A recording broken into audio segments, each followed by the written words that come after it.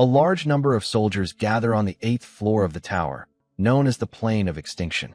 Leading them is Kyojo Itsuki, the guild leader of Blue Zone. Their goal is to finally defeat the previously unconquered 8th floor guardian. Itsuki warns everyone not to grow careless just because this is a joint raid, reminding them that if they fail here, reaching the 9th floor will remain nothing more than a distant dream. As he addresses his troops, the Blue Eyes Guild arrives. Although both Blue Eyes and Blue Zone are separate guilds, their leaders share a connection. Blue Eyes Guild leader, Narigami Subaru, meets Itsuki and apologizes for the delay. Itsuki warmly welcomes him, clearly pleased to see him again. During their conversation about the Woolens, Subaru hands over a legendary ranked item to Itsuki, an item that can restore half of one's maximum fatigue when it reaches its limit, though it has only one use remaining. Subaru insists on ensuring the success of the raid, but entrusts the item to Itsuki in case things take a turn for the worse. Subaru then asks if Itsuki plans to return to Blue Eyes after the battle so the item can be returned. Avoiding a direct answer, Itsuki tells him to keep it if he has no intention of coming back. Before the conversation can continue, the 8th floor guardian, the poison dragon, Hydra, appears before them. Itsuki immediately orders everyone to prepare for battle. Subaru joins the fight, unleashing the lightning power coursing through his body, determined to defeat Hydra. As the creature prepares a devastating breath attack, Itsuki commands everyone to evade. However, Subaru steps in without hesitation, striking Hydra and forcing it to take flight to avoid the blow. Itsuki is visibly impressed, and both he and Subaru's teammates praise the attack. Rina, one of Subaru's teammates, asks about the item Subaru gave to Itsuki earlier, but he refuses to reveal it, stating that defeating Hydra is their top priority so they can finally break through the cursed 8th floor. Subaru's party advances toward Hydra, while Itsuki and his troops quietly observe from behind. Meanwhile, Itsuki and Wooleen begin their own operation. Itsuki moves toward Chino, who is providing support to Subaru's team during the battle. Despite Hydra's overwhelming presence, everyone manages to hold their ground, even turning the fight into a competition to see who can deal more damage. During the clash, Hydra goes to strike toward Chino. She confidently tells the others to keep attacking, assuring them she can defend herself. As she raises a barrier, Itsuki suddenly appears behind her and strikes at her with his sword. In that moment, Itsuki reveals his true intentions. He plans to eliminate every member of Blue Eyes. Subaru witnesses Chino's death, and rage consumes him. However, he cannot afford to lose focus, as Hydra launches another attack toward him while he demands to know why Itsuki committed such a betrayal. Before continuing, the story takes a moment to explain the tower itself.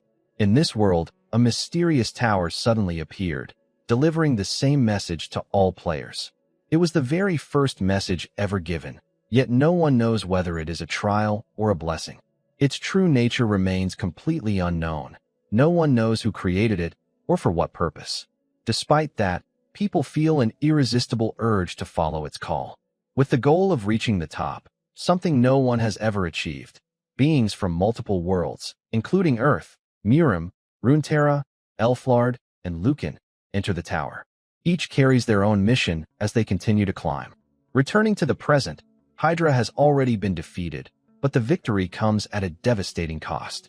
Subaru's teammates have all fallen, refusing to retreat even when he told them to escape.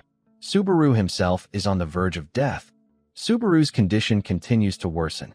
His natural recovery has been halted, and his fatigue level is nearing its limit. As he reflects on everything, he bitterly realizes that people would have praised him as the Lord of Thunder for this achievement, but instead, he was betrayed by Itsuki.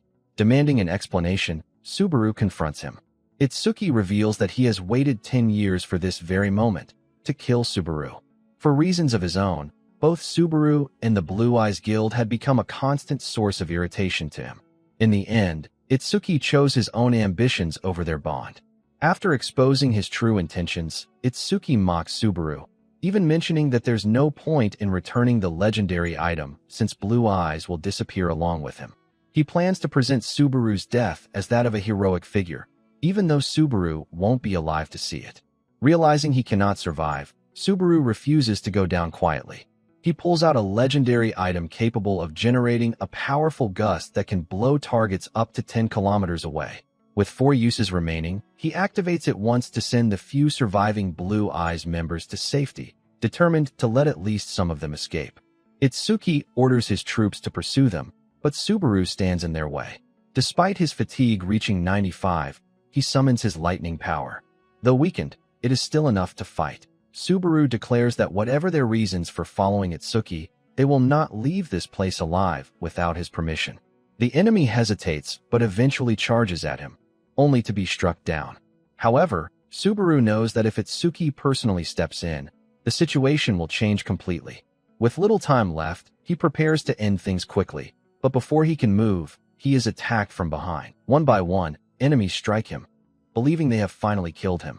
But Subaru refuses to fall. Using the last of his strength, he unleashes a burst of lightning, defeating everyone around him. Now completely exhausted, he can barely stand. Itsuki watches and coldly remarks that Subaru's era has ended in misery. Even as his fatigue approaches its limit, Subaru refuses to accept defeat. Itsuki should know better than anyone. Subaru always wins in the end. With his final strength, Subaru rises and launches one last attack. Itsuki, confident in his Archangel's protection item, believes he is safe. As Subaru's life fades, he regrets only one thing, that he could not witness Itsuki's death. Even in his final moments, he finds it strange that his consciousness continues.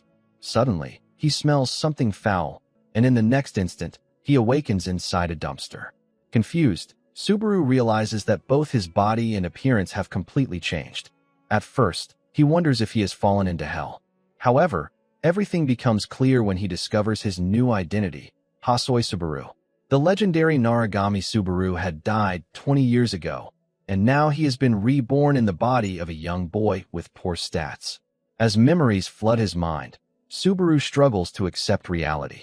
Desperate for answers, he searches for information and learns that after his death, Blue Eyes failed to find a successor, while Itsuki is still alive. Once close friends and trusted teammates, their bond had shattered when Itsuki suddenly left the guild without explanation and later formed his own. Subaru also discovers that 20 years have passed, yet Itsuki remains stuck on the 90th floor. While browsing further, Subaru comes across news about a memorial hall built in his honor. Curious, he visits the site and finds a grand structure dedicated to him. There, he learns the truth. Itsuki turns Subaru into a symbol, portraying him as a heroic figure who nearly reached the top of the tower. The memorial honors the hero of Blue Eyes and the legend that inspired countless players. However, when Subaru sees Itsuki's hologram delivering this narrative, his anger boils over. Itsuki claims that Blue Eyes no longer exists and that Blue Zone is the rightful successor carrying on their legacy. But Subaru knows the truth. Itsuki is the one who killed him. At that moment, Subaru's resolve hardens. Filled with rage and determination, he swears to take revenge and make Itsuki pay for his betrayal. Subaru vows that he will never allow himself to face the same cruel fate again. Determined not to waste his second chance, he resolves to grow stronger and take revenge on Itsuki. While lost in thought, a small child suddenly bumps into him. Concerned, Subaru asks if the child is all right, but he is shocked to see the child wearing a mask modeled after his own. Moments later, the child's parents arrive and apologize, and Subaru realizes that many people in the memorial hall are wearing the same mask. Confused, he recalls Itsuki's words about turning him into a hero in the public's eyes, and finally understands what he meant. Subaru walks toward the area where people are offering prayers in his name.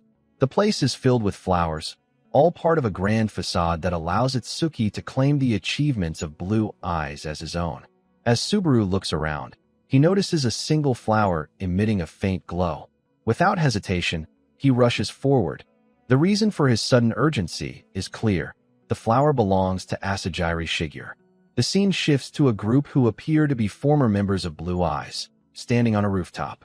They discuss how they managed to get through the memorial again this year without incident. One of them expresses concern, noting that they could have encountered members of Blue Zone. She questions whether it is necessary to take such risks every year, but Shigeru insists on continuing.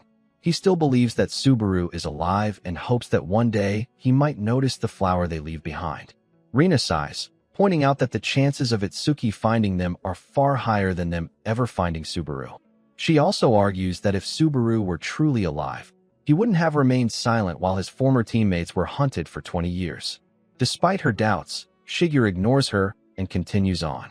Meanwhile, Subaru runs toward the flower garden, wondering if Shigeru could really still be alive. Later, he returns to the room once used by his former self. The place is bare, and he has no money or resources. He searches for information about Blue Eyes, but finds nothing. However, one thing is certain: Shigeru is alive, but has been in hiding for the past 20 years. Subaru realizes that Itsuki is the root cause of everything. There is no way Itsuki would leave anyone who knows the truth alive. He is unsure whether Shigeru is the only survivor or if the 4 members he sent away with the wind survived as well. Regardless, making contact now would be too dangerous. Without any power, approaching them would only draw unwanted attention. For now, Subaru decides to focus on regaining his strength. According to his memories, the tutorial to qualify as a player will begin in 2 days. As long as Shigeru is alive, they can reunite in the future. 2 days later, the tutorial examination begins. Inside the hall, the examiner, Huger, questions a participant who barely managed to defeat 2 goblins, asking if he still wants to proceed to the next stage, where he would face 3. Overwhelmed, the participant chooses to forfeit and is teleported out of the tower. Disappointed, Huger remarks that aside from Isaac, the son of Reinhardt, who cleared 20 stages, none of the participants show any promise. He notes that the overall quality of applicants has been declining. Then, Huger notices the name of the next participant, Narigami Subaru. His interest is immediately piqued, though he remains skeptical until the test begins.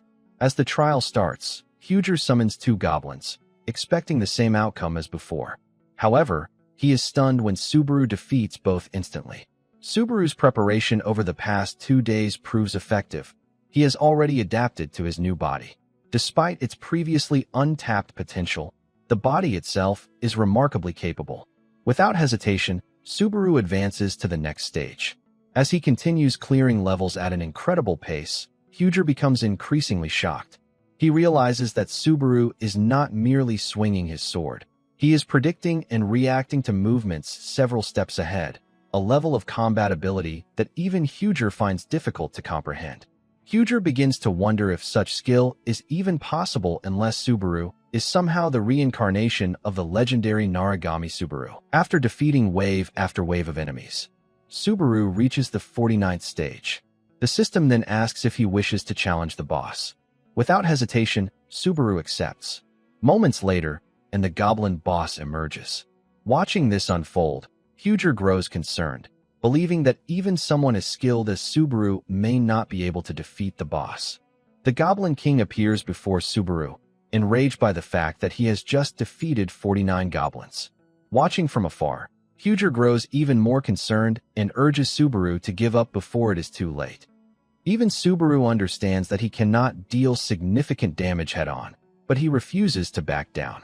Instead, he suddenly throws his sword to the ground. This unexpected move alarms Huger, who begins to wonder if Subaru has lost his mind. The Goblin King charges straight at him, but is suddenly struck by a needle. Confused, it tries to understand what just happened. Subaru reveals his strategy. By discarding his sword, he was able to collect the poison needles from the goblins he had already defeated. With a confident smile, whether the Goblin King will defeat him first or succumb to the poison. In a precise move, Subaru strikes with the needle and injures the Goblin King's eye, blinding it. Enraged and in pain, the creature begins swinging wildly. However, this creates the perfect opening for Subaru. He recalls his past training, when he struggled to hit targets with thrown weapons. Back then, Rina taught him a crucial lesson. Any object can become a weapon if you understand its center of gravity. Applying that knowledge now, Subaru begins launching needles with precision. Huger watches in amazement as Subaru fully exploits the tower's mechanics, something most participants overlook. The items do not disappear until the test ends, allowing Subaru to turn the battlefield itself into a weapon. His combination of swordsmanship and precise throwing techniques impresses Huger, who acknowledges him as far more than just a genius. Unable to withstand the poison any longer, the Goblin King collapses. Seizing the moment, Subaru retrieves his sword and delivers the final blow. With this, Subaru becomes the first to clear all 50 stages of the tutorial. He levels up, earns achievement points, and unlocks access to the exclusive tutorial shop. Surprised, Subaru explores the shop and learns that he can exchange his points for various items, ranging from basic equipment to rare-ranked weapons. While browsing, he considers a powerful sword with immense attack capability, but it consumes health. He then looks at a magic sword with balanced attributes, weighing whether to prioritize raw power or safety. Realizing the importance of his first investment, he carefully continues searching. As he scrolls further, he discovers a unique skill with an extraordinary effect. It can suppress the side effects of skills and items used by the user. Recognizing its potential, especially for mitigating his lightning-related drawbacks, Subaru immediately purchases the skill, Wedge of Greed. He also acquires a weapon called the Less Magic Sword, noting their strong compatibility. Rather than relying on brute force alone, Subaru chooses a more strategic approach. Huger observes his choices and praises the synergy between the skill and the weapon. However, as an examiner, he cannot fully understand Subaru's reasoning. Curious, he questions him, but Subaru refuses to explain, responding with a confident and slightly arrogant attitude that irritates Huger. Despite this, Huger chooses to remain composed and let it pass. In truth, Subaru recognizes Huger from the past. When Huger was younger, he once admired Subaru and even asked for his autograph. With no official signature to give, Subaru simply wrote his name in Hugi's book. Now, seeing how much Huger has changed, Subaru can't help but smile at the contrast, including the noticeable difference in his hair. When Subaru requests that his results remain confidential, Huger sighs but agrees, even though he suspects Subaru is relying on knowledge beyond what a typical participant would have. Impressed, Huger invites Subaru to join his chivalry guild, but Subaru immediately declines. Without wasting any more time, Subaru decides to proceed to the second floor. Huger attempts to stop him, but Subaru ignores the warning, leaving Huger disappointed. In the next moment, Subaru is transported to the second floor, the land of beginnings, filled with adventurers starting their journeys. Standing there once again, Subaru realizes he has been given a rare opportunity, a second chance at everything. This time, he is determined to do things differently. For the sake of the comrades who may still be waiting, and for the revenge he swore to achieve, Subaru prepares to climb the tower once more, stronger and smarter than ever before. Subaru heads straight to a private training facility where players can practice individually, test new skills, and evaluate their equipment. At the reception, an elderly attendant asks which floor Subaru came from. Upon learning that he has just arrived on the second floor, the old man recommends training ground number 1, a beginner-friendly area with a simple straw dummy. However, Subaru ignores the suggestion and chooses training ground number 5 instead. This immediately worries the attendant, who tries to warn him about the difficulty, but Subaru remains firm in his decision. Realizing he cannot change his mind, the old man reluctantly allows it. Subaru pays 50 credits to rent the area for 30 minutes and leaves, while the attendant mutters that whatever happens next will be Subaru's own responsibility. With over 10,000 credits remaining, Subaru understands that higher-numbered training grounds come with significantly greater difficulty. That's why others view him with suspicion, a rookie with no proper equipment attempting something far beyond his level. Upon entering training ground number 5, Subaru begins immediately. He draws his nameless magic sword, which recognizes him as its user. The weapon temporarily boosts all of his stats, but at the cost of his health and mental energy. Fortunately, thanks to the Wedge of Greed skill, part of that loss is recovered, allowing him to wield the sword. Even so, the skill's level is still too low to fully suppress the sword's backlash. Subaru's fatigue rises, and his body begins to strain. Despite this, he remains calm, recognizing that the damage is still within acceptable limits. Determined to improve, Subaru invests all 10,000 of his remaining credits into upgrading the skill. With its enhanced level, Wedge of Greed can now effectively counter the sword's negative effects. As a result, Subaru gains far better control, and the weapon's power becomes significantly more manageable. With everything prepared, Subaru charges forward to test his strength. Meanwhile, the old attendant, who had been dozing off, suddenly senses something unusual. Moments later, Subaru returns. Confused, the old man wonders if he is imagining things. To confirm, he checks the training ground, only to find that training room number 5 has been completely destroyed. Afterward, Subaru returns to his rented inn to rest. His body remains stiff from the intense strain, but the results are undeniable. Without the skill, his current physical condition would not have allowed him to even hold the sword properly. The synergy between the sword and wedge of greed proves to be extremely effective, and Subaru begins to consider how well it might pair with his lightning abilities. However, there is one problem. He has no credits left to further upgrade his skills. Having died once, he lost everything he previously owned. As he thinks about ways to earn more credits, he notices someone behaving foolishly yet earning money with surprising ease. Curious, Subaru looks into it and discovers the concept of live streaming, a system where individuals broadcast in real time and receive donations from viewers. Realizing its potential, he begins researching it further. At that moment, Isaac approaches him. Subaru's body instinctively tenses as he recognizes him, the same person who used to beat him, steal his credits, and force him to live in a trash can. Isaac arrogantly boasts about his talent, proudly mentioning how he cleared 20 stages and surpassed his father's record. He then orders Subaru to buy him a coffee. This time, however, Subaru refuses without hesitation. Isaac is visibly angered by the rejection, but Subaru has no intention of wasting time on him. Focused on his goals, he attempts to leave. But Isaac, unwilling to let it go, provokes a fight, pushing Subaru's patience to its limit and igniting his anger once again. Isaac knows he cannot cause a public disturbance due to his father's reputation, so he disguises the situation as a light-hearted exchange between friends. He mocks Subaru, claiming that someone with such low-level skills barely passing the tutorial has no right to challenge him. In truth, Isaac is irritated that Subaru even showed the intention to fight back, believing he has the power to completely crush him through his family's influence. In the end, Isaac leaves without escalating the situation further. In this world, there are two primary ways for players to grow stronger. The first is by taking the tower's exams and earning rewards while climbing toward the top. This is the safer method, as players spend credits to enter, ensuring that even if they fail, they only lose progress and resources, not their lives. The second method is far more dangerous, hunting monsters outside safe zones or clearing special dungeons on each floor. This path offers faster growth, but the risk is absolute. If a player dies, there is no second chance. With no credits left, Subaru is forced to take the dangerous route. He heads to the dungeon nest of the lurking orcs, confident that creatures at this level pose little threat to him. After clearing the first wave, Subaru briefly checks the internet and discovers multiple streamers using the name Narigami Subaru to gain attention and earn credits.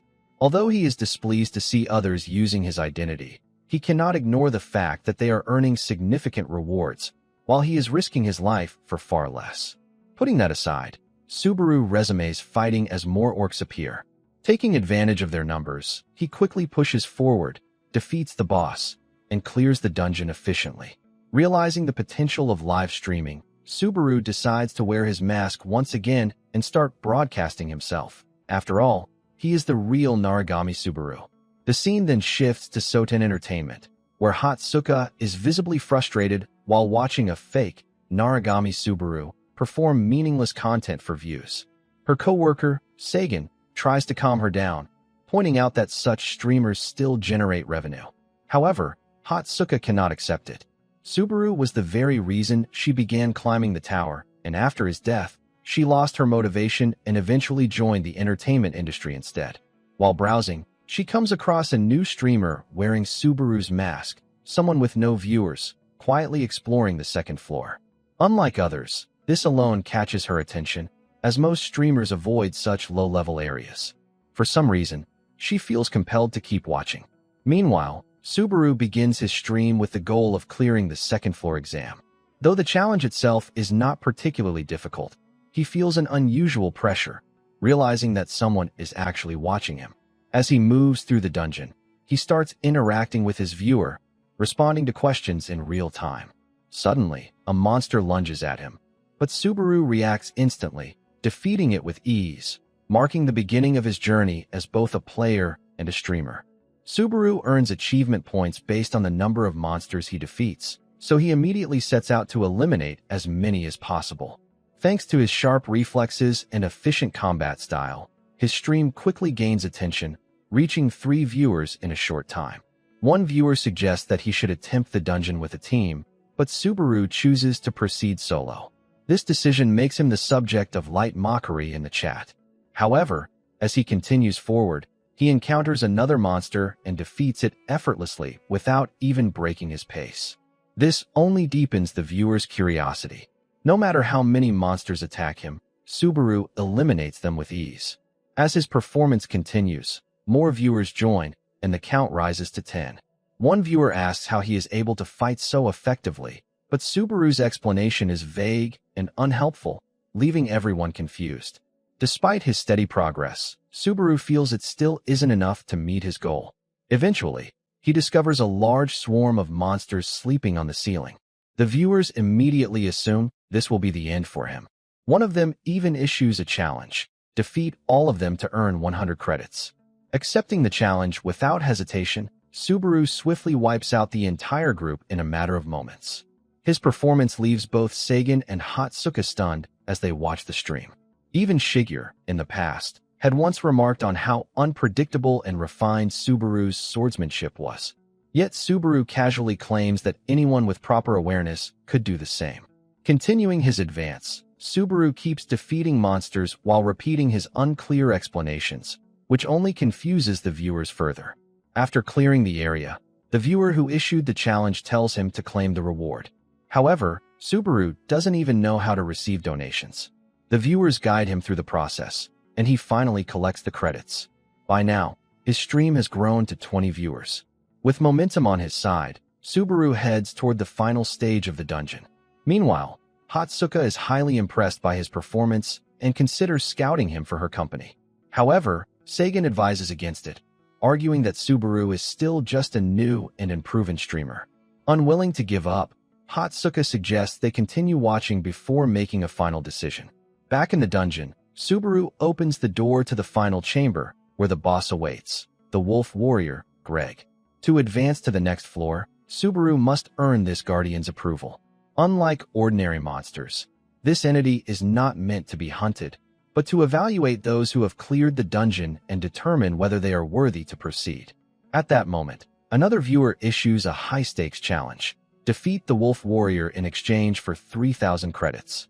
The wolf warrior is surprised to see that Subaru has entered the chamber alone. Using its heightened senses, it analyzes Subaru's presence and detects something unusual. Because wolf warriors can perceive a person's essence through scent, it immediately acknowledges Subaru's strength and grants him permission to proceed without a fight. This shocks the viewers, as it is the first time in history that the wolf warrior has allowed someone to pass without combat. Even in Subaru's previous life, such a situation had never occurred. However, Subaru refuses to move forward. He explains that he intends to fight, as he has accepted a mission tied to defeating the wolf warrior. Hearing this, the wolf warrior praises him as a true warrior, and the battle begins. Meanwhile, at Soten Entertainment, Hatsuka and Sagan meet with the department head, John Tail, to discuss scouting Subaru. John dismisses the idea, pointing out that Subaru only has around 20 viewers and is still too small to consider. Instead, he suggests that Hatsuka focus on her own streaming career. Just then, Hatsuka interrupts him, revealing that Subaru's viewer count has already climbed to 40. This only irritates John further, while Sagan attempts to calm the situation. Back in the dungeon, Subaru draws his sword and activates his buffs without hesitation. The wolf warrior charges, and the two clash head-on.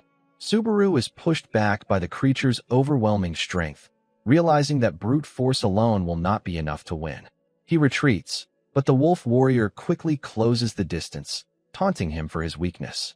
Despite the pressure, Subaru maintains his composure, holding his ground and keeping the viewers engaged, though some are convinced he is about to lose. Sensing an opportunity to end the fight, the wolf warrior prepares a full power attack and corners Subaru. However, Subaru does not attempt to dodge. Instead, he remains still, having already analyzed the attack pattern. Recognizing that the wolf warrior follows a predictable sequence, he times his counter perfectly. In a single decisive move, Subaru defeats the wolf warrior. Before fading, the Guardian acknowledges Subaru's strength once more. With the victory, Subaru levels up and earns 500 achievement points. The viewers are stunned. Defeating the wolf warrior solo, and on the first attempt, is something rarely seen.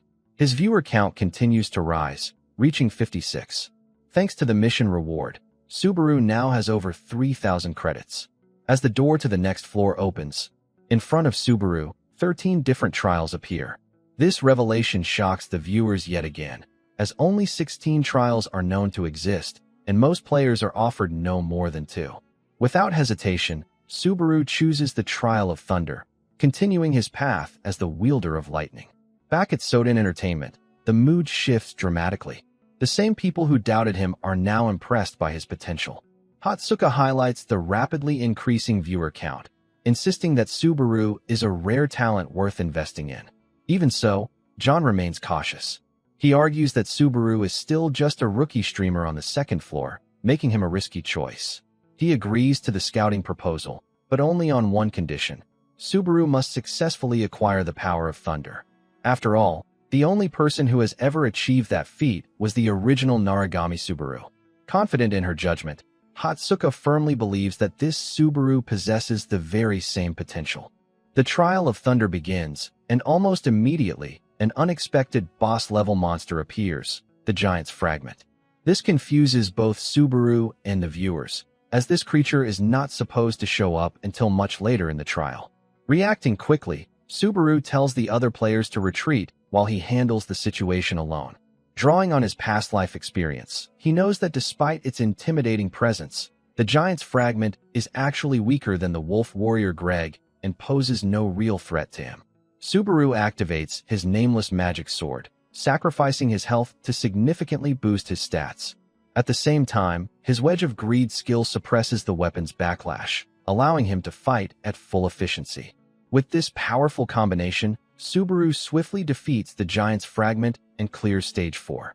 The viewers are left stunned, flooding the chat with reactions.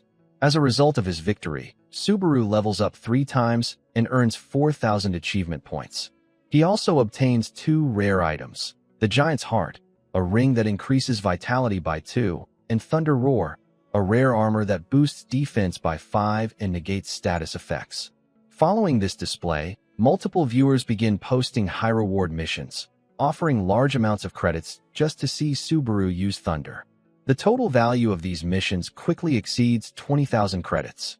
This is largely due to the legacy of the original Narigami Subaru, whose signature ability was Thunder, creating a strong emotional connection among the audience.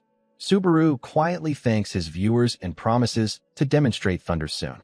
At the same time, he begins to realize that his existence may be even more significant than he initially believed. Soon after, Subaru encounters Sir Peluz, the captain of the village knights.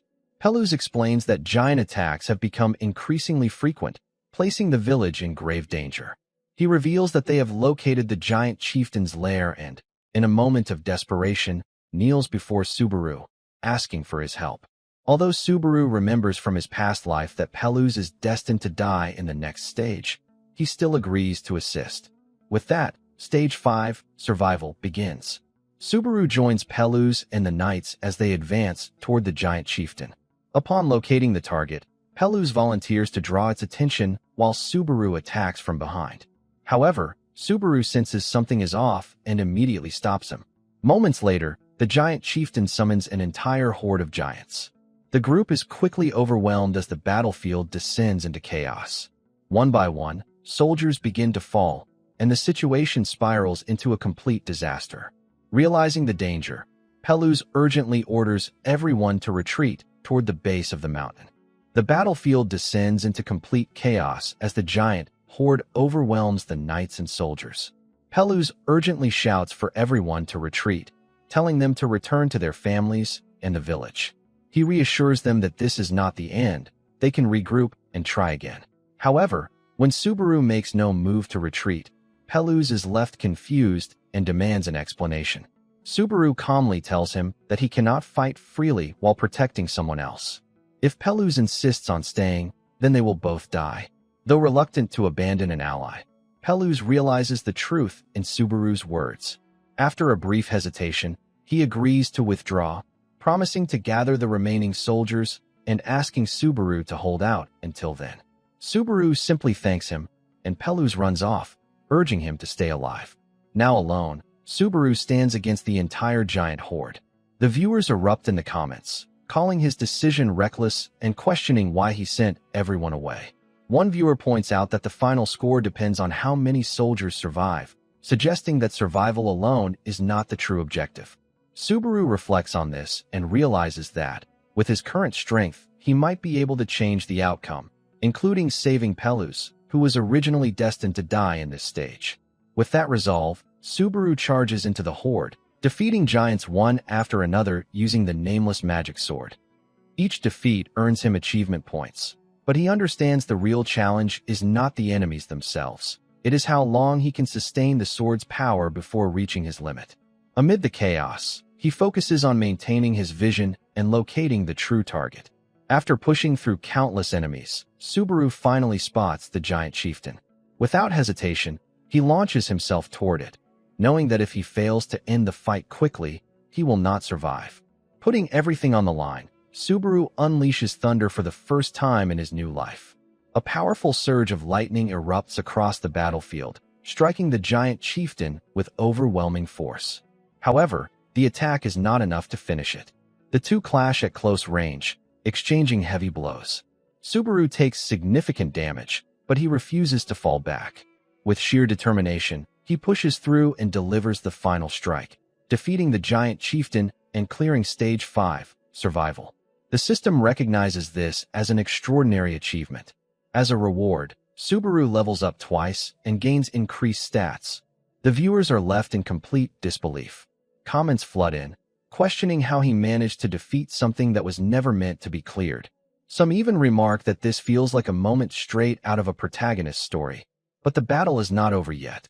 Even after clearing the stage, the monsters do not disappear until the exam fully ends, a mechanic Subaru himself once exploited in his past life. At the same time, his Wedge of Greed skill can no longer fully suppress the burden of the nameless magic sword. His strength is rapidly fading.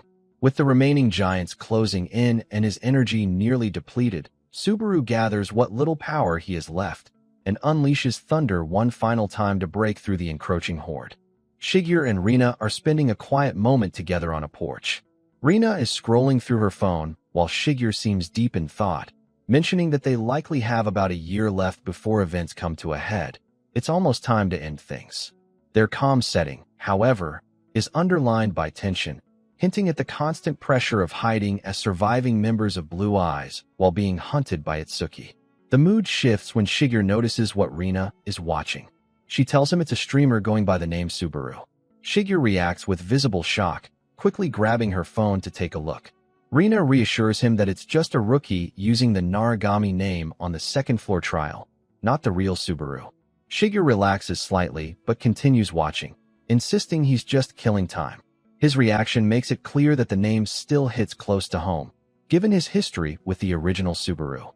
Back in the tower, the system announces that Subaru has gained 2,000 achievement points for clearing Stage 5. The comment section explodes as viewers call the fight insane, noting that defeating the giant boss is precisely how the skill Thunder is acquired. Thunder is officially confirmed as a rank A+ skill, consuming stamina and magic power, and can be leveled up by collecting fragments of thunder. Subaru quietly reminds himself that surviving counts as a victory. Donations start pouring in from viewers, bringing his total credits to 29,150. He thanks everyone before resuming the trial. In the next stage, Subaru spends 20,000 credits to upgrade Wedge of Self-Denial, which now allows him to channel thunder precisely within his body. He directs the energy into his hand and transfers it straight into the nameless magic sword, taking down the next wave of monsters with ease. Subaru admits he slightly underestimated the scale of the challenge, but manages it well and continues pushing forward. Meanwhile, Peluz finally arrives with reinforcements, only to discover that Subaru has already defeated all the giants alone and has collapsed from exhaustion. Elsewhere, Hatsuka panics after sending Subaru a business contact message and being left on read. She reminds John of their earlier scouting deal, arguing that since Subaru acquired Thunder, the conditions are now officially met. John agrees that Subaru is worth keeping a close eye on. By the end of the stage, the entire Soten Entertainment team is glued to the stream, captivated by Subaru's performance. A specialized streamer known as Hawkeye, a combat analyst famous for breaking down the skills of top players like Kurikawa Mon and even Itsuki Kyuju, starts a live broadcast to analyze the rookie Subaru, who has been the talk of the tower. Some viewers are skeptical in the comments, calling Subaru a salary thief and questioning why a second-floor player is worth covering. However, Hawkeye is completely captivated by the combat footage. He praises Subaru's inhuman focus, highlighting how he controlled the newly acquired Thunder skill to channel precisely the necessary amount into his sword without wasting any power. Hawkeye concludes that Subaru made zero mistakes during the fight and boldly claims that his technical control might already surpass the original Narigami Subaru in his prime, leaving the audience in the comments section stunned. Back in the tower, Subaru is in the stage waiting room, recovering from fatigue, when he notices his viewer count has spiked to 742. He apologizes to the viewers and ends the stream, planning to take a day off before the next broadcast. Checking his messages, he finds a scouting request from Hatsuka at Soten Entertainment, promising the industry's highest profit margins. Subaru is surprised by how much the entertainment industry has changed since his past life. Looking up Hawkeye, he discovers the analyst is also affiliated with Soten, and he is genuinely pleased with the blunt, straightforward analysis, especially the comparisons being made between him and the original Narigami Subaru. Subaru's mood takes a sudden turn when he runs into Isaac again. Isaac spills his coffee, taunting Subaru for always being broke and demanding payment for a replacement. When Subaru tries to ignore him, Isaac turns and grabs Subaru, threatening to harm him as he did the previous Hasoi Subaru. This time, however, Subaru handles it effortlessly. He catches Isaac's hand mid-swing, leaving the bully stunned. Calmly, Subaru tells him to consider the debt settled and walks away without a second glance. Isaac is left both shocked and furious, already scheming revenge for being dismissed so easily. Once outside, Subaru replies to Hatsuka's scouting message. Subaru enters the final boss room of the banished Lizardman's hideout with his level 3 wedge of self-desire active, carefully managing the recoil of the nameless magic sword. He admits to himself that he is slowly getting used to this weaker body, though he still can't fight as cleanly as he did in his past life. When the salamander boss appears, shaking the entire room with a deafening roar, Subaru decides not to kill it immediately. Instead, he uses the encounter to test his maximum output, preparing for future trials. Channeling thunder into his feet, he shoots across the room like lightning, reappearing instantly behind the monster. The viewers in the stream explode in the comments. Subaru unleashes everything into a single sword strike. The skill fails to fully restrain the recoil, pushing his fatigue to 61, but the salamander is still obliterated. The dungeon clear triggers a level up along with stat boosts in strength. Checking the upgrade shop afterward, Subaru frowns. Raising Wedge of Self-Desire to rank 4 requires 40,000 credits, meaning he needs to find a way to earn a substantial amount quickly. At that moment, Subaru notices someone standing in front of him. It's none other than Isaac. With a smirk, Isaac remarks that he can't believe Subaru is out hunting, especially considering how long they've known each other. Meanwhile, at Soten Entertainment, Hawkeye meets with department head John. Hawkeye candidly states that after analyzing Subaru's footage, he believes the rookie might actually surpass the original Narigami Subaru at his prime. He suggests scouting Subaru and teaming up to grow his profile and bring in more viewers, highlighting the rookie's extraordinary potential. Back in the dungeon, this time, Isaac isn't just being his usual annoying self. He's genuinely furious, and the personal nature of his anger becomes clear. Isaac's father was once a powerful figure until the original Narigami Subaru humiliated him in a 30-second duel, destroying his reputation and shaming the entire family. Isaac's eyes glow red as he screams at Subaru for using the Narigami name to gain views and credits, vowing to erase him just as his father was ruined. Subaru, however, remains completely calm, meeting Isaac's rage with the same focused composure he uses against dungeon bosses. It's obvious. This confrontation will not be resolved with words alone. Isaac glares at Subaru, seething over the old hatred he harbored for the original Narigami Co. He recalls how everyone treated the former Blue Eyes leader as special, though he never agreed. Isaac feels satisfaction knowing that Blue Eyes eventually collapsed, believing he is now facing the consequences of his actions. Locking eyes with Subaru, he declares that the moment Subaru adopted the Narigami name, his luck ran out. Without warning, Isaac unleashes a massive wave of fire, pretending it was an accident and joking about taking out the masked streamer next. When the smoke clears, Isaac is stunned to see Subaru unharmed. Irritated, Subaru snaps, criticizing Isaac for speaking badly about his former guild. He moves with lightning speed, striking Isaac hard and sending him to the ground. While Isaac struggles to rise, Subaru calmly asks a simple question. Who does Isaac think he's facing? The former crybaby Hasoi Ko, the masked streamer Narigami Ko, or the legendary Blue Eyes guild leader himself? Isaac refuses to believe any of it, dismissing Subaru's words as nonsense. Acting tough, he declares that thunder is a worthless skill and that learning it somehow proves his superiority over the original Ko.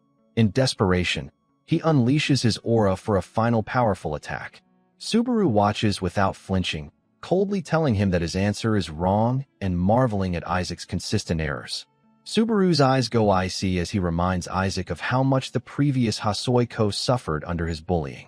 Declaring that playtime is over, he delivers a brutal sword strike, defeating Isaac, finally paying for all he did. With Isaac dealt with, Subaru heads to a cafe to meet Hatsuka, where onlookers mock him for sitting there in a mask, questioning his pride. But the mask is practical. It hides his identity from enemies and allows him to continue his path of revenge safely. Hatsuka arrives, stunned to meet him in person, revealing that she has been Subaru's first viewer and recounting all his accomplishments in detail without missing a single point. To secure Subaru professionally, she presents the contract and summarizes it. Their company will handle everything, from commercials and event highlights to merchandising and branding. In return, Subaru only needs to keep streaming, leveraging the influence he has already built. Subaru is impressed by her professionalism and asks if all Soden employees are like her. Hatsuka misinterprets his question as criticism, becoming embarrassed as she clarifies that the company has many capable workers, but she personally begged John to handle Subaru because she is a fan. Subaru, focused on growing stronger to face future opponents, decides to trust her and agrees to work with the company. Hatsuka beams with excitement as she finally shakes hands with Subaru, feeling triumphant in securing him as a talent. Subaru begins Stage 6, known as Legend, and the moment he starts the live stream, over 700 viewers join instantly, leaving him amazed at the reach of the entertainment company and Hatsuka's early promotion. Inside the stage, Peluz and the Knights are holding a strategy meeting in a tent. Peluz mentions Subaru, the benefactor who single-handedly defeated all the giants. But some knights doubt his abilities, as Subaru is just a mysterious outsider to them. While they argue, Subaru arrives at the tent, pleasing Peluz but drawing skeptical glances from certain knights. Overhearing their doubts, Subaru confidently confronts them. Back at the cafe, Hatsuka explains to Subaru how to control the microphone, allowing him to choose which voices the viewers hear, a feature especially useful in tense or boring situations. With renewed confidence, Subaru engages with the doubtful knights, earning their attention. Suddenly, a knight named Dale approaches and informs Subaru of a monstrous threat that has crushed entire villages, far more dangerous than the boss he previously defeated. Dale explains that these are remnants of the true Titans, legendary beings who once waged war against the gods before being sealed away. Even Dale is visibly terrified, and the viewers react with shock at the unprecedented difficulty. Subaru, unfazed, declares he will simply defeat the monster. To guide him, Peluz recounts an ancient legend about the Thunder Shard hidden on Millennium Mountain, believing Subaru to be the only one capable of finding it. Subaru sets off toward the mountain, spotting the legendary giants destroying villages in pursuit of him. He realizes the monster's lineage, its connection to the boss he previously defeated, and begins exploring, thinking that locating the Thunder Shard may be the true purpose of this trial. The viewers speculate he will need at least 2 attempts to succeed, but Subaru confidently mutters his old catchphrase, "There's no trial I can't clear." Though most viewers don't catch it, the phrase inspires them to post missions with generous credit rewards, pleasing Subaru. Finally, he reaches the location tied to the legend. Dismounting from his horse, he recalls Peluz's warning. No one knows if the Thunder Shard is an object or a person, and its method of acquisition is unknown. One thing is clear: long ago, someone wielded the Thunder Shard to completely defeat the Titans. Meanwhile, Hatsuka returns home and reports to Department Head John about the success of Subaru's recruitment, both of them thrilled. She then checks the stream and freezes in surprise, hearing Subaru utter the same catchphrase the original Narigami Subaru used 20 years ago. Back in the stage, Subaru channels thunder into his fist, leaving the viewers puzzled about his next move.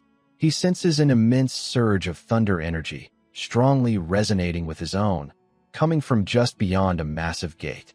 Determined to reach it, Subaru begins punching the gate relentlessly, believing the real trial may lie behind it. After a few powerful strikes, the gate finally opens, but nothing emerges. The viewers urge Subaru to step inside, and he silently does so. The system notifies him that he has entered the pathway of thunder, though he cannot fully proceed until the stage is cleared. Meanwhile, at the tent, Peluz and the Knights are still in a strategy meeting. Dale asks Peluz if he truly believes Subaru can obtain the Thunder Shard. Peluz, confident in Subaru's abilities after witnessing his previous feats, reassures him. Suddenly, one knight breaks down in fear after glimpsing the approaching Titans, unable to comprehend Peluz's encouragement. And another knight bursts into the tent, reporting the imminent arrival of enemy giants, leaving everyone terrified and shocked. Back inside the stage, Subaru continues forward without encountering any monsters. Both he and the viewers realize that the trial cannot be seen with the naked eye. Relying on his sixth sense, Subaru experiments by infusing a stone with thunder and throwing it, discovering invisible lightning dispersed throughout the air. The deeper he goes, the stronger the reaction becomes. Subaru realizes that this trial is a test of endurance, and failure here could be fatal. The comment section erupts with missions urging him to acquire the thunder, while a cautious viewer warns him to turn back or risk losing his own power. Despite this, Subaru continues, thanking the viewers for their missions. At the same time, Shigeru secretly watches Subaru's livestream. When Rina enters the room, he tries to hide it and concocts a lie to get her to leave, which she eventually does. Shigeru is struck by how similar this Subaru's movements and speech are to the Subaru he knows, the only difference being his drive to earn credits. Shigeru wonders if Subaru will ever forget them, feeling a mix of nostalgia and curiosity. His thoughts are abruptly interrupted when he realizes, to his shock, that Rina has caught him watching the live stream. Subaru begins walking down the Thunder Road after the system instructs him to clear the newly revealed route. Having dealt with lightning extensively in his past life, the intense energy coursing through his body feels strangely familiar. His progress ticks slowly to 3.2%, signaling that this is going to be a long and grueling journey, but at least the goal is clear. The live chat immediately floods with confused and panicked comments, viewers asking why he is walking instead of running and begging him to hurry. Subaru reads the messages but realizes that his condition will soon make it impossible to keep up with the chat, so he directs all his focus entirely on the trial. Meanwhile, Hawkeye watches the live stream as John discusses future plans and a possible collaboration with Narigami Co. John explains that a streamer's own effort accounts for only half of their success. The rest depends on the era's top players. He sees Co as a blazing comet and wants the agency to ride that momentum. Hawkeye quietly reflects on his own past, admitting that he became an analyst because he never had the confidence to actually climb the tower himself. Back at home, Hatsuko watches the stream from her bed as the chat explodes with viewers questioning Subaru's actions and calling him insane. In the trial, Subaru pushes his body to the limit, absorbing the lightning energy around him and channeling it through his body's core pathways to refine his weak vessel from the inside. The process is excruciatingly painful, but it works. By the time his progress reaches 20%, his magic power permanently increases. As progress hits 50%, the pain begins dredging up buried memories of his old guild, forcing Subaru to reflect on how his overconfidence back then may have contributed to their tragic fate. Subaru suddenly finds himself surrounded by the faces of his old guild members: Kei, Iori, Shigeru, Rina, Shuhei, Suya, and Chino. For a brief moment, he hopes his regression was just a dream, but their expressions quickly turn cold as they begin blaming him for their deaths. Chino cries out, asking why Subaru didn't protect him and saying he didn't want to die. Desperate, Subaru reaches out, begging them to wait, then suddenly wakes up, gasping for air. He realizes it was a hallucination caused by opening the fine vessels, which nearly broke his mind completely. The system shows 97.87% progress and confirms that his magic power has increased by 1. Subaru smiles faintly, thanking whoever designed the trial for reminding him why he's still alive. Outside the trial, chaos erupts in the village as the Titans finally appear, sending knights and villagers into a panic. One knight complains that Subaru ran away, but Pelu stands firm, scolding anyone who doubted the person they entrusted to protect their village. He tells them that true knights defend others rather than waiting to be saved, inspiring everyone to stand strong. Back in the trial, Subaru's progress reaches 99%, and his fatigue hits 97, with the system warning him to stop. Ignoring it, he presses on. Meanwhile, in the village, Pelus and Dale manage to kill a giant beast. The villagers cheer, thinking the danger is over, but Dale turns pale, warning them that this was nothing. Suddenly, a massive titan emerges from the mountain, plunging everyone back into despair. Subaru finally reaches 100% progress, quietly vowing to apologize to his fallen guild members and promising to take down Itsuki as a gift for them. The fine vessels fully open, boosting all stats dramatically. Magic power is amplified by 20%, all skill speeds increase by 20%, and all base stats rise by 2. The immense power, however, overwhelms his weak body, muttering that the system could have at least warned him. Stage 6, Legend is officially cleared. At Soden Entertainment, Hawkeye tells John that he's been watching Naragami-ko's stream and is convinced the rookie is on track to become a major star, both as a player and a streamer.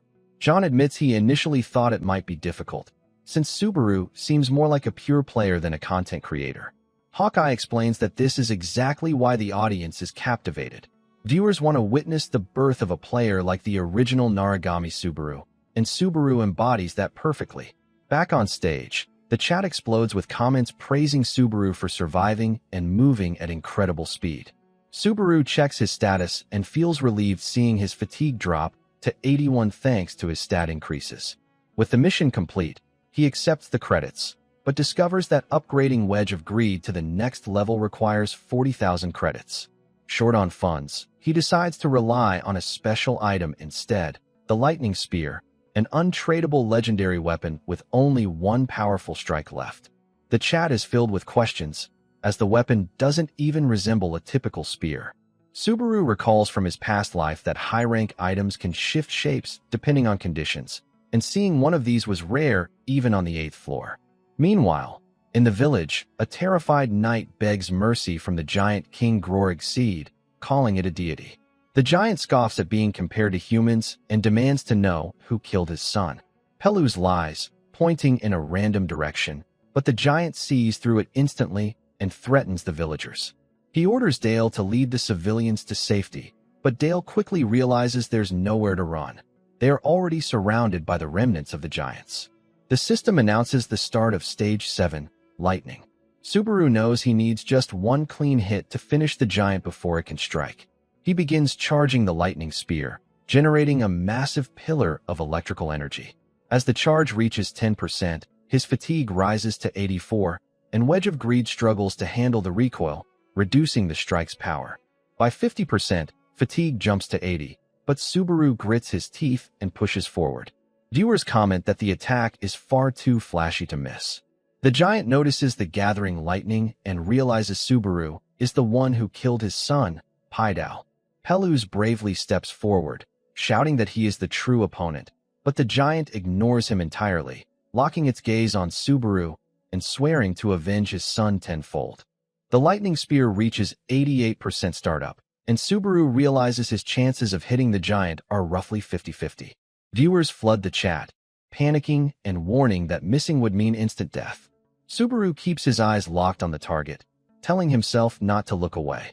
Reflecting on his past life, he reminds himself that normal spear throwing is about angles and distance, but none of that matters here.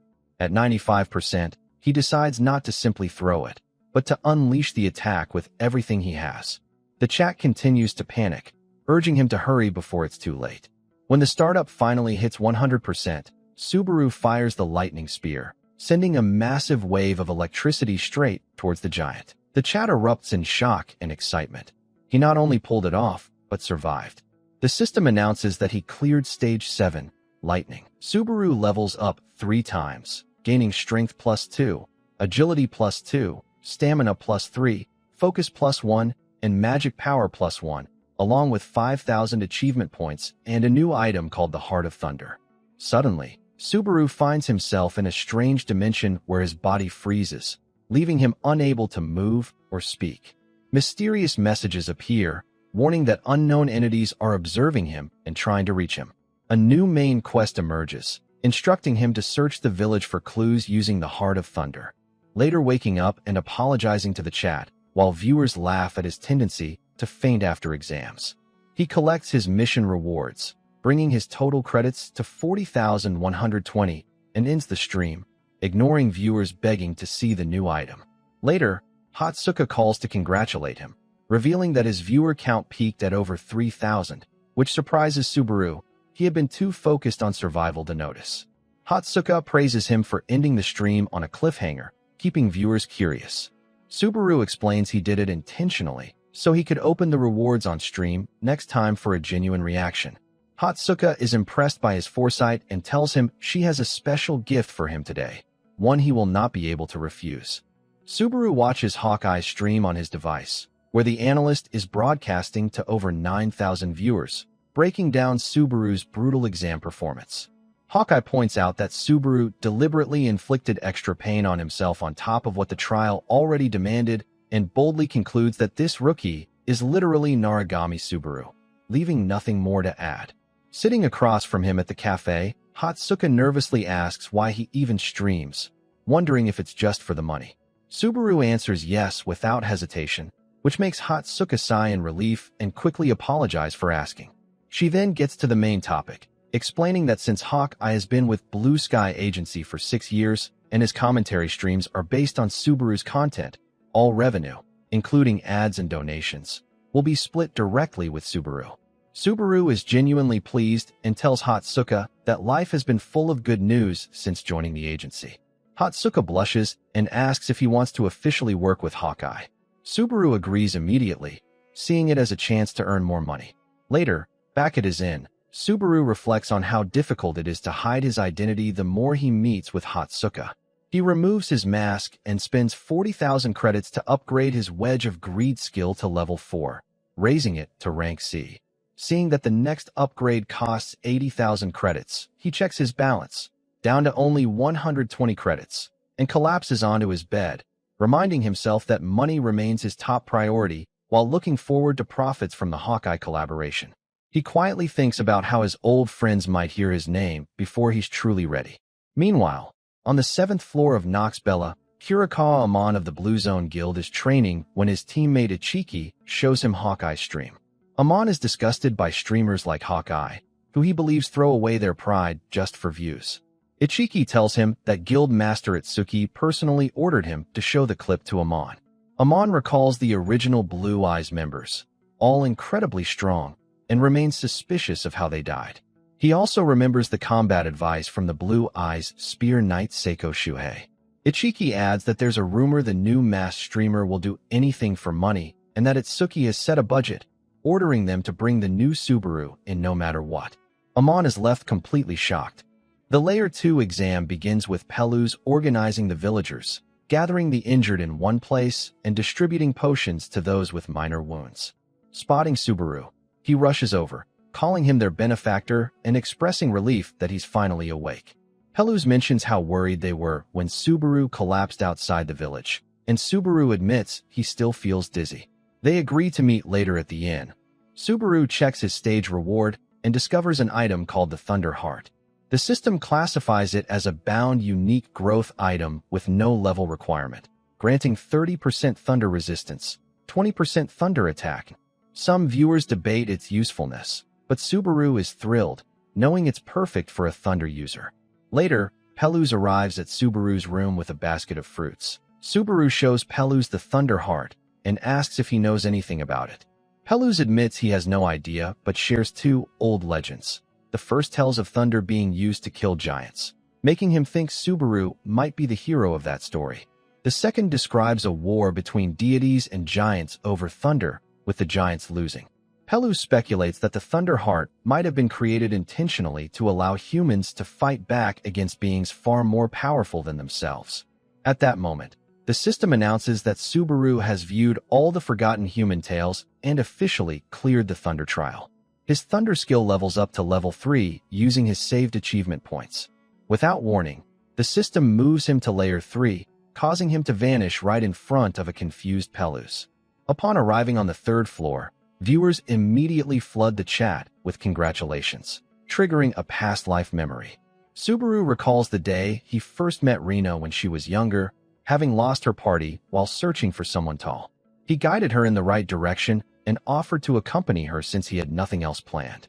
Rina happily agreed, and he introduced himself as Naragami Subaru. Back in the present, Subaru reflects on that day, wondering if things might have turned out differently had he just shown her the way and left. He questions whether his old friends are still alive. Answering the viewer's question, he admits he feels like he has lost something important, surprising everyone. Viewers jokingly ask if he's sad to leave Peluz, but Subaru ignores them, announcing that his next stream will be a collaboration with Hawkeye before ending the stream, leaving viewers complaining that it was far too short. Subaru waits in a room when John from Soten Entertainment arrives, apologizing for being late. He explains that Hatsuka is still on her way since traveling between floors takes much longer than going through trials. John introduces himself as the department head, noting that he usually communicates through Hatsuka but wanted to meet Subaru in person this time. He tells Subaru that Hatsuka is a notoriously harsh critic who has only ever highly praised 2 players in her career, the first being the legendary original Naragami Subaru of Blue Eyes, which makes John curious why she is now so interested in a rookie sharing the exact same name. Subaru laughs it off, claiming he has no idea. John then asks directly if Subaru has any interest in the old Blue Eyes Guild. Subaru visibly reacts, and John immediately notices, pointing out that Subaru is clearly not completely indifferent. John moves on to the main reason for the meeting, revealing that a major tournament will be held on the 3rd floor in 5 days, with a completely unexpected grand prize. The scene shifts to Shigeru and Rina, standing over the defeated bodies of several unknown attackers. Shigeru calmly says the fight is over, while Rina angrily asks why he was just standing there. He explains he was deciding whether to kill them or let them go. Rina insists they should be killed, as they already know who sent them, but Shigeru is unsure it was Itsuki, noting that he would never send such weak fighters. Even so, letting them go risks exposing their hiding place. Rina yells at him for his indecision, telling him he needs to be more ruthless to survive. Shigeru agrees and apologizes, then shows her the tournament details. Rina immediately recognizes the grand prize as Suya's shoes, relics belonging to their deceased Blue Eyes guildmate, and becomes furious. Shigeru explains that the shoes are clearly bait designed to lure out any surviving Blue Eyes members. Rina wants to retrieve the relic immediately, but Shigeru warns her to wait until the tournament concludes and quietly take the prize afterward. Rina reluctantly agrees. Back at the meeting, John presents Subaru with the tournament details, confirming that Blue Zone has put up a Blue Eyes relic as the prize, officially listed as Teleria. When John asks if he is interested, Subaru coldly replies that he is. John, pleased, explains his plan. Since Subaru is already streaming under the Naragami name, pursuing real Blue Eyes relics would make a compelling story for his channel. Subaru, furious internally, forces his anger down, puts on a fake smile, and agrees to the plan. John happily excuses himself, promising to cheer from behind the screen. Left alone, Subaru glares silently, swearing to himself that he will not let anyone else claim Suya's relic. Subaru is resting in his room, thinking about the upcoming tournament and hoping it will be a solo competition. Hatsuka suddenly shows up at his door and is surprised to see him wearing his mask even while relaxing alone. As she steps inside, Subaru senses the depth of her magic power and realizes she is far too strong to be just a regular manager. When she asks if something is wrong, he brushes it off and lets her speak. Hatsuka explains that the tournament will use a scramble format, confirming it is a solo competition where players fight over a single grand prize on a virtual trial stage. The entry fee is 1,000 credits, open to any floor 3 player, with no limit on participants. She also sends him some old Scramble tournament materials to review. Subaru opens the files and almost laughs, realizing they are all highlight reels and guides from the original Naragami Subaru's legendary undefeated Scramble runs, essentially himself. Keeping a straight face, he tells her he will use them as reference. Hatsuka hesitates before bringing up another point. Soden Entertainment received a direct message from Itsuki of Blue Zone, requesting a meeting with Subaru. She assumes they are planning a recruitment offer. Without hesitation, Subaru tells her to ignore it completely, saying he has no intention of joining Blue Zone or any other guild. Hatsuka bursts into celebration, relieved she doesn't have to hand him over to a rival company. Watching her reaction, Subaru is genuinely impressed, realizing she is exceptional for someone who appears to be a regular employee. The scene then shifts to a large venue rented for Subaru's collaboration with Hawkeye. John and Hawkeye are already there, discussing the main concept, an original versus new Naragami Subaru talent comparison test.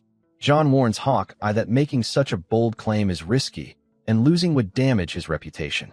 Hawkeye confidently responds that he has never fought a losing battle and must accept the results to maintain viewers' trust.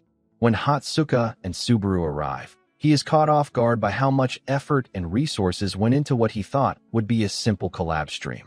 The live broadcast begins, instantly drawing over 12,000 viewers. Hawkeye introduces Subaru, and the chat explodes with questions about his hidden face, asking if he is hiding something or if he is ugly. Subaru jokes, claiming he is actually very handsome, and casually admits he has no girlfriend and no friends at the moment, which visibly relieves Hatsuka. Hawkeye then kicks off the main event, selecting a trial that perfectly tests a player's control and will prove his theory about Subaru. A leaderboard appears, showing the original Naragami Subaru in first place with a score of 43, followed by big names like Hiles, Itsuki, and Shigeru. A viewer donates, asking if Subaru seriously thinks he can beat that score. Subaru cracks his knuckles and confidently replies that if he wasn't sure he could win, he never would have agreed to participate in the first place. A viewer drops a mission offering 10,000 credits if Subaru surpasses 43 kills in a single run, but adds a face reveal penalty if he fails. Other viewers quickly pile on more credits, all hoping to finally see his face. Hawkeye steps back, letting Subaru take the full reward and risk. Subaru accepts without hesitation, warning the chat that he has no plans to lose. The 3-minute trial timer starts. Subaru immediately activates his Thunder skill, securing his first kill in a single shot. Viewers are stunned that he performs so flawlessly without even using his cursed sword. As the timer counts down, the difficulty ramps up, but Subaru maintains an incredible pace. He dives into aerial combat, a style viewers instantly recognize as the original Naragami Subaru's signature specialty. Fans watch in disbelief as he flawlessly replicates the legendary player's movements. The kill count climbs rapidly, 26, 41, 42, with only 9 seconds left. With 1 second remaining, Subaru lands a final strike. The system announces 43 kills, and the leaderboard updates show a perfect tie between the original Naragami Subaru and the current one. The chat erupts, shocked that the rookie has matched the legendary, unbeatable record. As Subaru catches his breath, a 10,000 credit donation drops from a viewer named Reinhardt, instantly recognized by the chat as the famous one-strike swordsman and a well-known high-ranker.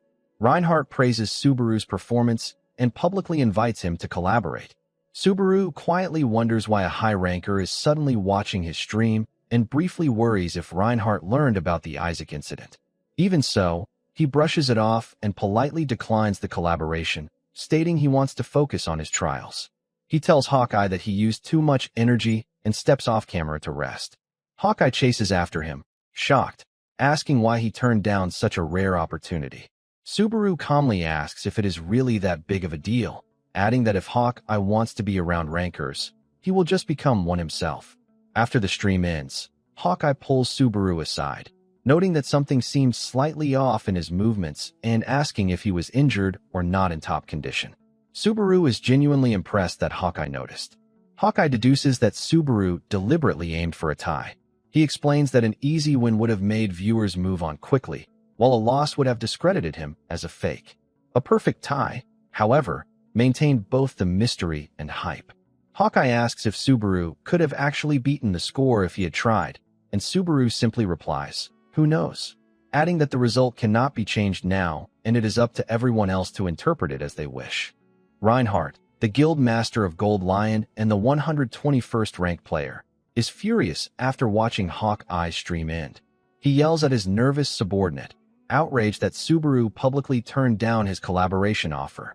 Reinhardt is livid because his plan to crush the rookie and silence the rumors about him has completely failed. He demands to know Isaac's whereabouts, and when the subordinate nervously reports that Isaac has been missing for several days, Reinhardt loses his temper, striking him and ordering him to find Isaac immediately. Meanwhile, John calls Hatsuka, who is standing just outside Subaru's room. She answers in a flat, lazy tone, immediately irritating John since she never speaks to him like that. John expresses his frustration over missing the big opportunity from Reinhardt's offer and asks her to try convincing Subaru once more. Hatsuka argues that focusing on climbing the tower rather than streaming events is the proper choice for a serious player and hangs up. Despite this, she decides to try anyway. Hatsuka enters Subaru's room and finds him still wearing his mask. Subaru explains that he simply feels more comfortable with it and jokingly asks if she wants to see his real face. Hatsuka quickly changes the subject, noting that the mask makes everyone associate him with the original Narigami Subaru. Subaru asks why people care so much about that person. Hatsuka explains that, when the tower first appeared and chaos reigned, the original Narigami gave people hope by proving that the trials could be beaten. Subaru asks if she feels that way too, but she only smiles mysteriously and says her feelings are a secret, just like his face. Her heart racing, she leaves quickly, deciding not to bring up collaborating with Reinhardt. Later, Subaru starts his next stream and immediately notices a huge jump in viewers and donations thanks to his collaboration with Hawkeye. High-ranking players from other guilds, including someone named Mondo from World Tree, join the chat, trying to scout him. Subaru ignores all of them and begins the Floor 3 trial, which requires him to pick a side between the Kingdom of Conrad and the Kingdom of Osman. While viewers urge him to side with the popular Osman faction, Subaru deliberately chooses Conrad, the path only 3% of players ever take, because he already knows what awaits him there. Arriving at Conrad's mercenary rest area, Subaru quickly runs into trouble. A B-rank mercenary named Vulture bumps into him intentionally, assuming he is a weak E-rank player, and threatens to kill him. Calmly, Subaru asks if he can test something, channels thunder into his legs, and kicks Vulture across the room in a flash of light. The other mercenaries charge him, but all are swiftly defeated. Once the chaos settles, a mysterious man approaches, acknowledges Subaru's strength, and introduces himself as Raymond, an A-rank examiner. Raymond asks Subaru how many jobs he has completed so far. Subaru knows that the standard Floor 3 trial requires players to finish mercenary jobs until they earn 10,000 achievement points. But since E-rank jobs only grant around 50 points each, most players end up stuck on this floor for over a year. Subaru realizes he cannot waste that much time and needs a faster approach. Raymond quickly notices Subaru's experience as a tower player and warns him that he cannot receive any special treatment. Subaru then surprises even himself by declaring that he wants to conquer Thunderclap Cavern and claim it for the Kingdom of Conrad, the only way to clear the trial in a single attempt. Raymond is completely shocked. He explains that Thunderclap Cavern is a legendary dungeon no one has ever cleared, and that the two kingdoms have been fighting over the mountain range it sits in for decades. He warns Subaru that only A-rank mercenaries and above are even allowed to attempt it. Undeterred, Subaru asks Raymond for A-rank credentials and promises not to misuse them. Raymond realizes that refusing could cause more problems and agrees to write a letter of recommendation for Subaru to join the official raid party, leaving in 5 days. The viewers are stunned by Subaru's audacity, and several fans post high-credit missions daring him to clear the dungeon solo. Subaru quietly notices that the 5-day timeline lines up perfectly with the upcoming Floor 3 tournament, suspecting that Blue Zone planned it that way on purpose. Raymond warns that the cavern is extremely dangerous and shares that he lost half his friends there when he was young, but Subaru brushes it off, insisting he will go alone, fully aware that the dungeon is meant for a 20-person raid. Both Raymond and the viewers think Subaru has lost his mind, but he ignores them. Meanwhile, Rina is ascending to the 3rd floor and catches the tail end of Subaru's stream. She silently hopes he doesn't appear on her floor, knowing she would have to deal with him personally if he does. After the stream, Subaru walks with Hatsuka, who gives him practical tips on attracting more viewers.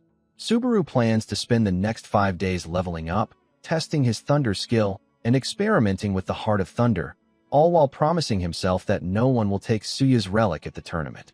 Back at Soten Entertainment, an arrogant Blue Zone player, Genzaki Naoto, arrives, clearly annoyed that he had to travel just to meet a streamer. He meets with John and demands to see Narigami Subaru, but John calmly informs him that Subaru is unavailable and has already refused to join Blue Zone. Furious, Genzaki accuses the agency of keeping Subaru for themselves and threatens that Blue Zone will not let this go.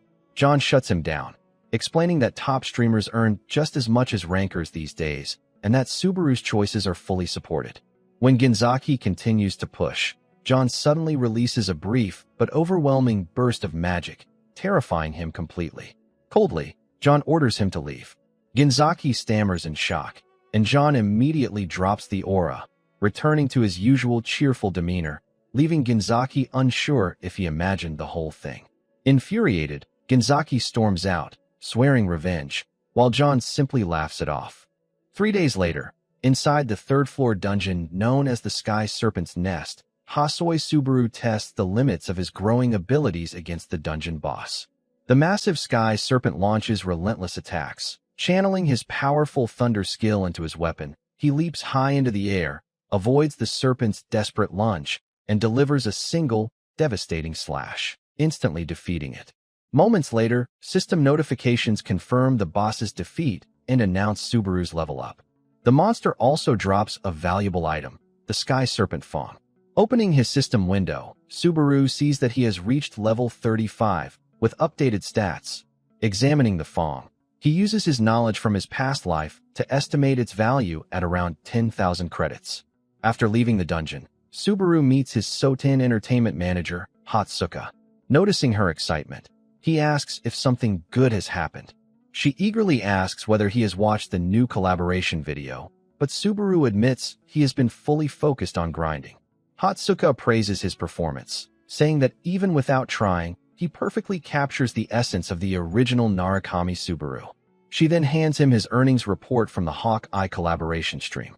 Subaru is shocked to see that he has earned over 49,000 credits, far exceeding his expectations. However, Hatsuka reveals a more serious reason for the meeting. She mentions her friend Sagan, who shared concerning information about a player named Omar Schneider, a dedicated Blue Zone guild member who has remained on the 3rd floor for 10 years. Driven by his obsession with conquering Thunderclap Cavern. Hatsuka warns Subaru that, after publicly declaring his intention to solo the cavern, Schneider is likely planning to confront him. She urges Subaru to stay cautious, as their encounter may happen soon. Meanwhile, in Ordinar on the 3rd floor, Omar Schneider rides in a carriage with his subordinates. One of them mocks Subaru's claim of clearing Thunderclap Cavern solo, dismissing it as ignorance of the dungeon's true danger. Schneider immediately shuts them down, stating they have no time for jealousy or arrogance. He orders them not to underestimate Subaru, emphasizing that despite his short track record, Subaru has become a master of thunder, the very power they have pursued for years. His subordinates sense that Schneider's pride has been wounded and realize Subaru may soon face a serious challenge. Back in his room, Subaru researches Schneider through his system, uncovering old reports detailing how the veteran player reached the deepest parts of Thunderclap Cavern. He concludes that the Blue Zone Guild Master, Itsuki, organized the tournament with confidence because of Schneider's presence. Smirking, Subaru believes those plans will fail now that he has returned. The next day, at the Erdenar Central Market, a greedy merchant deceives a desperate hunter by offering only 1,500 credits for a red troll hide, despite knowing its self-repairing properties make it highly valuable. Subaru later visits the same shop and presents his Sky Serpent Fawn. The merchant immediately recognizes it as a flawless S+ grade item but pretends otherwise, claiming it is only B+ to a rank and offering 8,000 credits, while falsely stating that market demand is declining. Relying on his past life knowledge, Subaru hesitates, considering that after 20 years, the offer might not be so bad. Just as he is about to decide, a large man suddenly steps in, examines the Fong, and exposes the merchant's deception. He declares that, in its pristine condition, the item is worth at least 15,000 credits and asks if he is Narukami Subaru. Subaru immediately recognizes him as Omar Schneider. Subaru meets with the veteran Blue Zone Guild player, Schneider, at a quiet cafe. As Schneider casually orders dessert, Subaru notes that he does not seem like the type to relax in such a setting. Breaking the ice, Schneider brings up Subaru's bold public claim about conquering Thunderclap Cavern. He admits that he initially dismissed Subaru as a reckless newcomer who barged onto the third floor with arrogant ambitions. However, after observing him more closely, Schneider reveals that his opinion has changed. Looking directly into Subaru's eyes, he states that he now acknowledges him at 50%, recognizing his overwhelming talent and the striking similarities to the legendary original Narukami Subaru. Despite this partial recognition, Schneider makes a firm and confident proposal. He demands that Subaru retract his statement and issue a sincere public apology during his live stream, but only after Schneider defeats him in the upcoming tournament. Remaining calm, Subaru accepts the challenge without hesitation, but adds a condition of his own. If he wins, Schneider must hand over all the information he possesses about Thunderclap Cavern. Without any doubt in his abilities, Schneider agrees, declaring there is no possibility of him losing. As he leaves, Subaru carefully observes the powerful aura surrounding him and realizes that 10 years of relentless training have made Schneider an exceptionally dangerous opponent. Meanwhile, Schneider's subordinate nervously approaches him, asking about the outcome of the meeting with Subaru and whether there is any chance of defeat. Schneider calmly responds that while Subaru is no ordinary opponent, he remains completely confident in his own victory. Unbeknownst to him, Rina is secretly observing and, after assessing his aura, feels reassured that the tournament will proceed without complications. Finally, the long-awaited tournament day arrives at the Grand Ordinar Coliseum. The massive crowd erupts with excitement as the participants enter the arena. Spectators quickly recognize the masked streamer, whispering about his identity. However, the loudest cheers fill the stadium when Omar Schneider steps forward, with the crowd chanting his name in unison. The event host, Mizuha, an energetic member of the Blue Zone Guild, greets the audience and explains that the tournament will consist of preliminary rounds followed by the finals. She then dramatically unveils the grand prize, a pair of radiant, legendary shoes known as Teleria, once worn by Hermes. She announces that they belong to the renowned Blue Eyes Guild member, Hibiki Suya. The crowd erupts at the sight of the priceless relic. Standing in the arena, Subaru fixes his gaze on the prize and silently vows to reclaim the shoes, no matter the cost. In the spectator stands, Hatsuko watches closely, thinking that Subaru should restart his live stream to take advantage of the massive audience. However, her attention is suddenly drawn to a suspicious woman nearby. Hasoi Subaru officially starts his live stream just as the highly anticipated tournament is about to begin. The response is immediate, with the viewer count rapidly climbing from 2,000 to over 3,000 in just seconds. The live chat floods with messages moving so quickly that Subaru can barely keep up.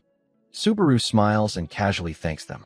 Moments later, Mizuha signals the official start of the tournament by demonstrating her magic, spreading a massive magical layer across the entire arena floor. The sheer scale of her power amazes both participants and spectators, showcasing the overwhelming strength of the Blue Eyes Guild.